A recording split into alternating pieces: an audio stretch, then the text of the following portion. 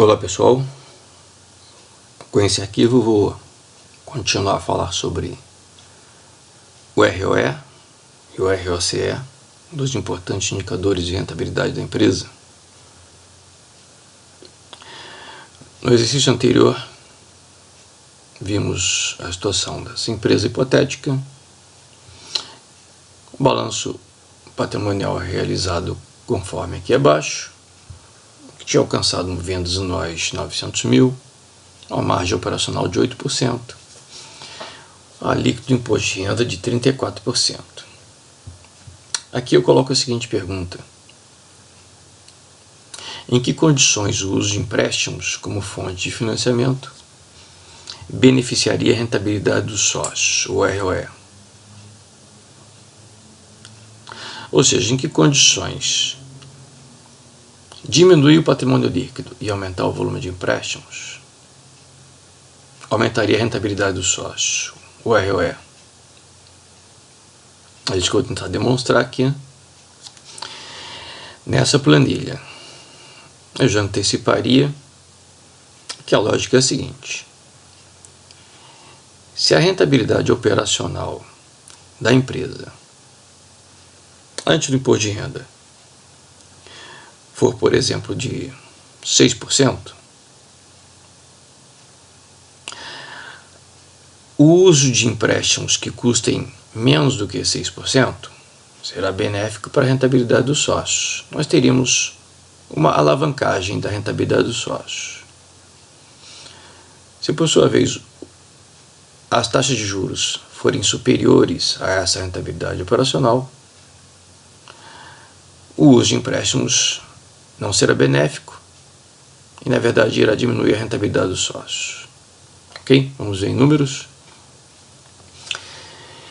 Então, aqui eu esbocei o que seria o nosso resultado do exercício, considerando que eu tenho vendas anuais de 900 mil, eu tenho lucro operacional que vai ser calculado a partir da margem operacional. Então, o lucro operacional corresponderá à receita líquida de vendas vezes a margem operacional de 8%. Separei aqui uma célula onde eu vou lançar a taxa de juros sobre o empréstimo. Ok? Enquanto isso, posso dizer que despesas financeiras corresponderão ao produto da taxa de juros sobre o volume de empréstimos. Aliás, deixa eu colocar aqui os valores de acordo com o enunciado: volume de empréstimos 0, patrimônio líquido 800 mil. Ok, então despesas financeiras nulas, porque eu não tenho nenhum empréstimo. Mesmo que eu lance aqui, por exemplo, uma taxa de juros de 6%, eu não tenho nenhum empréstimo cobrando juros, então a despesa financeira é nula. Subtraindo despesa financeira, o lucro operacional, chegaremos ao lucro antes do imposto de renda. Lucro operacional menos despesas financeiras, lucro antes do imposto de renda.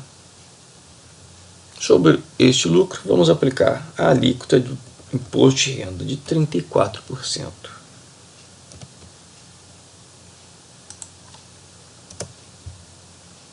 Subtraindo esse imposto de renda, chegaremos finalmente ao lucro líquido.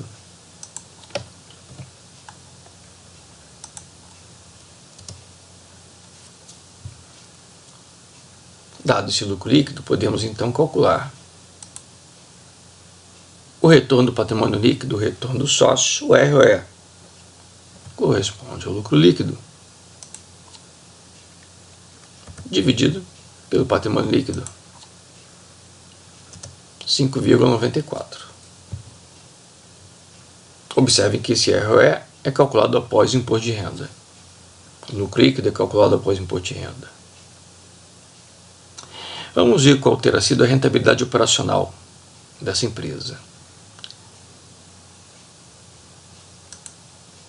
Todo capital que financia a empresa, que corresponde a 800 mil, nesse momento, integralmente patrimônio líquido, está gerando um lucro operacional de 72 mil. Então, o retorno operacional antes do imposto de renda corresponde simplesmente ao lucro operacional dividido por todo o capital empregado, que corresponde ao volume de empréstimos mais o patrimônio líquido.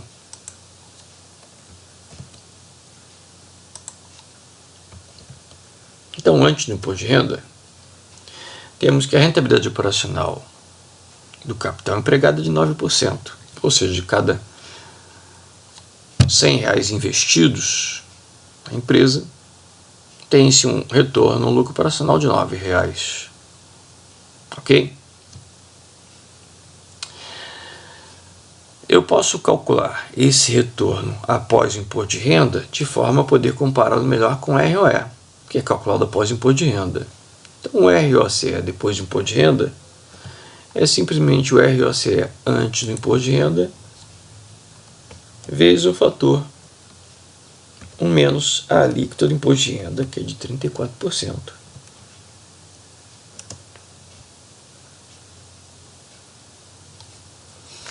Então, eu tenho o ROCE depois do imposto de renda de 5,94%. Ok? Traduzindo, o capital empregado, o capital que financia a empresa, tem um retorno operacional de 5,94% depois do imposto de renda. E os sócios que financiam a empresa em 800 mil têm um retorno de 5,94%. Não é uma coincidência. Na verdade, o ROE corresponde exatamente ao ROCE, enquanto todo o capital que financia a empresa é somente dos sócios, é o patrimônio líquido. A partir do momento que simularmos, por exemplo, a troca de patrimônio líquido por dívida, nós teremos um descasamento entre o ROE e o ROCE depois do imposto de renda. Mas em que condições? Vejam esse retorno operacional antes do imposto de renda. Ele corresponde à rentabilidade da empresa, das operações da empresa, oferecida ao capital que a financia, antes do imposto de renda. Vamos então supor que os sócios alcancem essa rentabilidade, mas resolvam financiar parte das suas operações com empréstimos que custem uma taxa de juros só de 6% ao ano. Então, uma taxa de juros, um empréstimo que cobra menos do que a rentabilidade operacional da empresa. Então, nessas condições de taxa de juros, o que ocorre se trocarmos 100 mil de patrimônio líquido por empréstimos? Então, vamos colocar um pouquinho de dívida nessa empresa.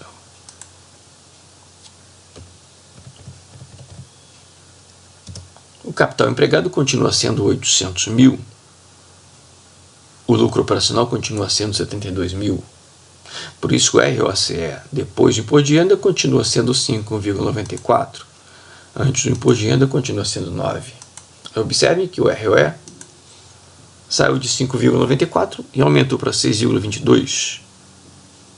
Isso porque, operacionalmente, a empresa remunera o capital empregado em 9% antes do imposto de renda. E está se utilizando aqui de empréstimos que custam apenas 6%. Então, comparem 6 com 9. Se eu aumentar um pouco mais o volume de empréstimos, de 100 para 200, diminuindo o patrimônio líquido para 600, observem que a rentabilidade dos sócios está aumentando. Mais uma mudança, mais 100 mil. Vamos supor, obviamente, que esse aumento não esteja impactando em uma taxa de juros mais elevada.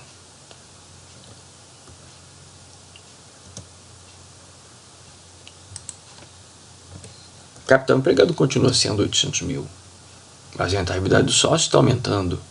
Por quê?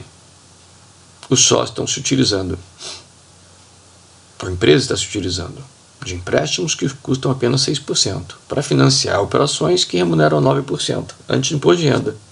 Temos aí o processo benéfico da alavancagem financeira. Ok?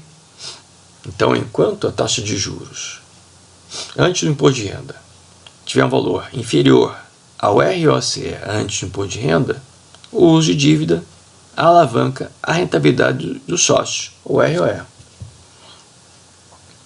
Teríamos uma situação inversa se, por exemplo, a taxa de juros fosse superior a 9%.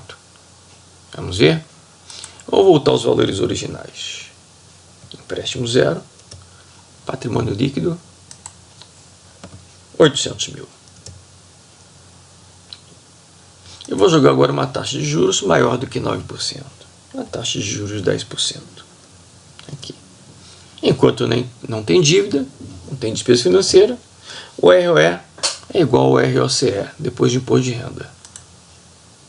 E se agora trocarmos patrimônio líquido por empréstimos, de forma gradativa, 100 mil de empréstimos, diminuindo o patrimônio líquido para 700 mil. O que ocorreu com o ROE? Ao invés de aumentar, diminuiu. Estou me utilizando agora de uma dívida que custa mais do que a rentabilidade operacional oferecida pela empresa antes do imposto de renda. Se eu aumentar o volume de empréstimos para 200, diminuindo o patrimônio líquido para 600, o que ocorre? O ROE diminui ainda mais um pouco. Então, o uso de dívida não está alavancando de modo benéfico a rentabilidade do sócio, está prejudicando a rentabilidade do sócio. Mais uma tentativa, trocando empréstimos, trocando mais patrimônio líquido por empréstimos.